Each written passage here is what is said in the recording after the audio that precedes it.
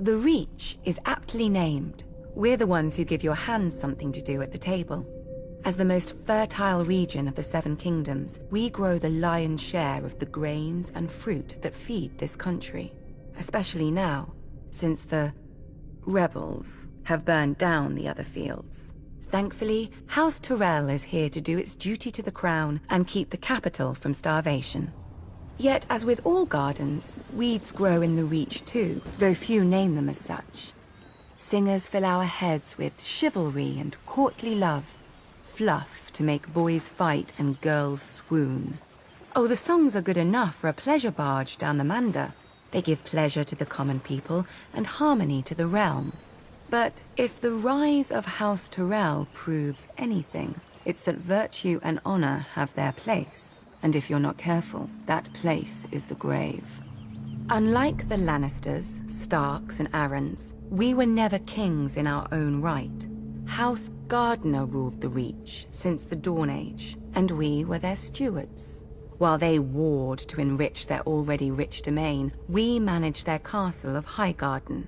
But then Aegon Targaryen landed with his dragons. Nobody knows why the Gardener King took the field against him. Anyone could see that a man who grows flowers should beware a man who grows fire-breathing monsters. But maybe it wasn't wholly his idea. Maybe someone whispered in his ear about all the face he'd lose with the other 6 kings if he stayed home. The rest is history.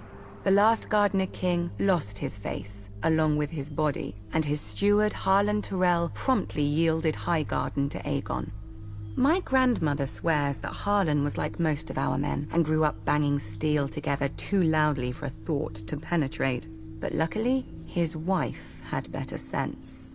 Whatever the case, in return for Harlan's show of sense, Aegon proclaimed House Tyrell the Lords of the Reach and Wardens of the South, passing over all the other houses with better claims.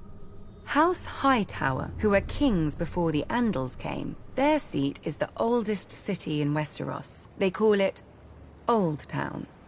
Wealthy, proud, and solitary, there have been Hightowers who wouldn't come down from their great lighthouse for decades. Its name, fittingly, is the Hightower.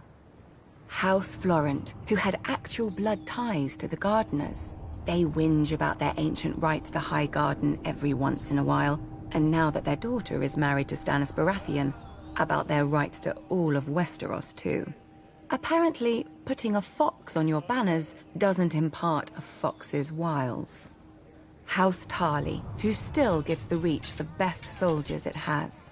If Aegon had named them as his lords, the Reach would have become the greatest military camp in the world, until it starved to death. The price for conscripting all the farmers. Yet Aegon chose us. Centuries later, when his descendant Aerys faced rebellion, the Reach stayed loyal. Mostly. My father, Mace, dealt Robert his only defeat in the war, even if it was my father's vanguard who did most of the fighting before he arrived. After the Battle of Ashford, we laid siege to Storm's End, Robert's home. Unfortunately, the war ended before we could take it and free up our armies to go save the king. The new King Robert had a forgiving nature. Our crimes were brushed aside without even one execution for the sake of formality. Our family was surprised until Robert's new hand, Jon Arryn, came by with the bill. The Reach is second only to the Westerlands in wealth, and Robert meant to spend as much of it as he could get his hands on.